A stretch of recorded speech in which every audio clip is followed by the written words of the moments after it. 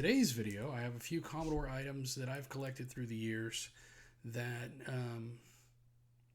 they're, maybe not like the Ark of the Covenant or anything, not exactly the holy grail of Commodore collecting, but it's a few interesting things that you might not either have seen or were unaware that Commodore slapped their logo on and produced, or had somebody produce with their logo. So they're promo items and that kind of thing. So I'll go through these fairly rapidly. I know your time's precious. I don't want to waste it.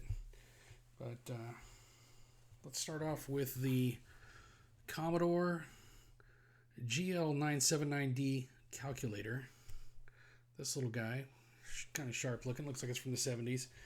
It is the red, white, and blue is cool because it matches the Commodore logo or whatnot. This little guy actually works. I don't know if you can see it on there. Yeah, pretty good for being from the 70s that this thing still works perfectly. Some good Commodore quality there. But here's the back of it if you want to see the serial number and whatnot. There's a power port on that side there.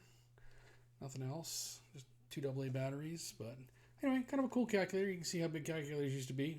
This was a pocket calculator back in the day. Next thing we have is way bigger than a calculator. It's a Commodore adding machine. I don't know if you've ever seen one of these guys. This thing is a workout just to hold up here like this. It's a boat anchor. It's awfully heavy. But this thing actually still works, I believe. Last time I plugged it in. Let me see if it still fires up right now or if it's going to make a liar out of me. Let's see here. Yeah, it's still going. Amazing. There again. Thing's bulletproof and will last forever, apparently. But pretty darn cool. Let me see what it says on the underside. Commodore Model 202. Commodore Business Machines, New York, made in Japan. Serial number 39450. Once again. Let's see this. Kind of cool. Seeing the Commodore logo on something other than a computer.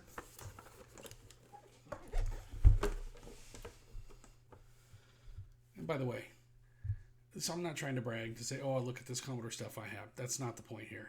I know there's people that have way cooler and more better Commodore things in their collections than I ever will. So, like I said, just trying to show people that might not have seen some of these things. They do exist. Another one, a Commodore watch.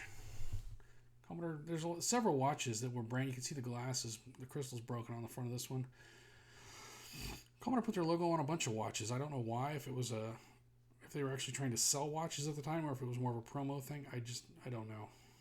At one point, I believe I tried to put a battery in this, and it did not work. So it's a really cool retro 80s looking digital watch, though. But it would have to go to a watch repair place to see if there was any chance of ever trying to make it work again.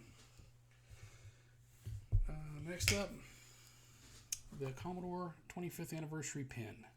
World of Commodore, 25 years, 1958 to 1983. It's kind of a cool pin. Nothing special, but unique. Along the same lines as that, a Commodore gaming keychain from the 90s, I believe. I don't remember. Maybe you can refresh my memory in the comments why Commodore gaming was a thing, or who owned it at that point, or what they were trying to do with that. I mean, it had to be the 90s to be on an, or early 2000s to be to have a URL on the internet. So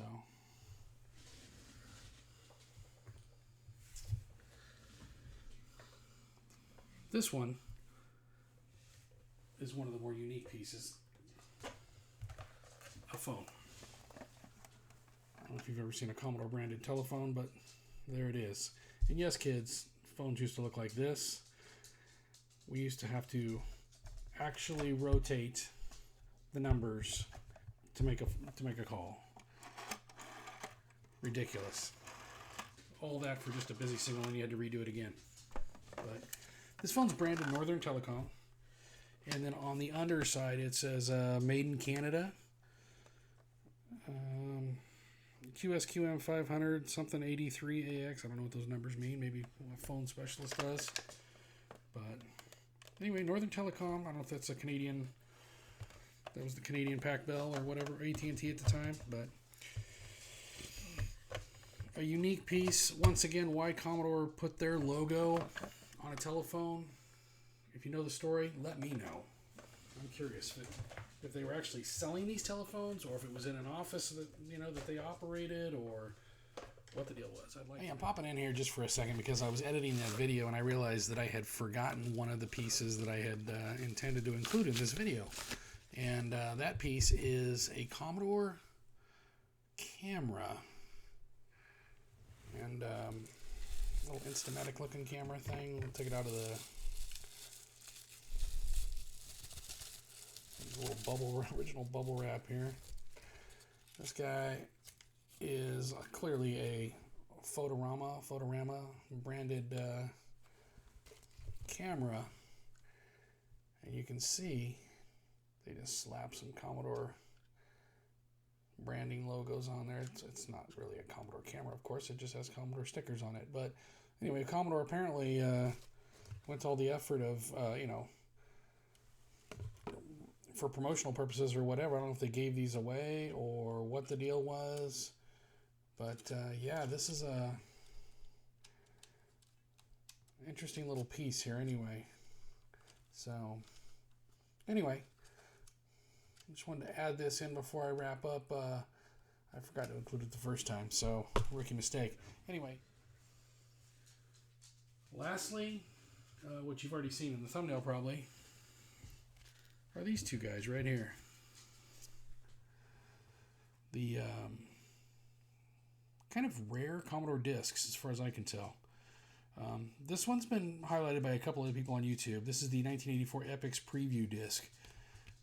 This thing was pretty cool, with having 6 demos, limited timed pieces of these games. They're not the full games, but that's what they were apparently putting out in that year, 1984. That way they were kind of at the forefront of the whole demo, making demos of their games, I think. On the back it says copyright 1984 Epix and ChromaDisc, patent pending. ChromaDisc was the technology of putting this photorealistic image painted or printed onto these discs. I'm not familiar with any other ChromaDiscs. If you are, I would love to know more about it, or what other ChromaDiscs are out there besides the 1984 Epix preview disc. You can see the instructions are on the back and whatnot. Very cool disc, actually. The other one, I don't know if it's more or less rare, but an actual Commodore branded computer disc. This thing, beautiful Commodore red, white, and blue. You can see the back of it. Believe it or not, I have never put this in one of my 1541 drives. I don't know what's on it. It could just be a blank disc. I mean, it does have a notch with a RipeTech tab on it, but so I would love to know more about these. If you know the story, let me know. I'm curious if it was just like a Commodore sold 10 packs or whatever of their own branded disc for a while, or if this actually had. I don't think it ever had anything on it, because I don't see where there was a label or anything like that. So, but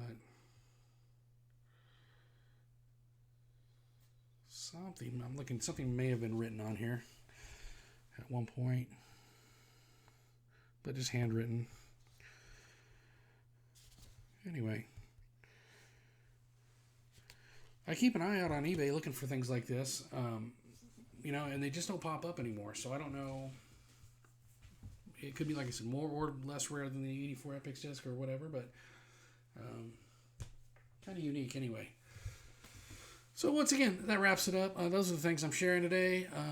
I've got other stuff that maybe I'll put in a future video. If you like this kind of content, if you like geek stuff, Commodore geek stuff like me, like and subscribe. I'd appreciate it. And I know time is the most precious commodity, and the fact that you choose to spend a couple minutes of it with me is sincerely appreciated. So once again, like and subscribe if it tickles your fancy, and we'll see you next time.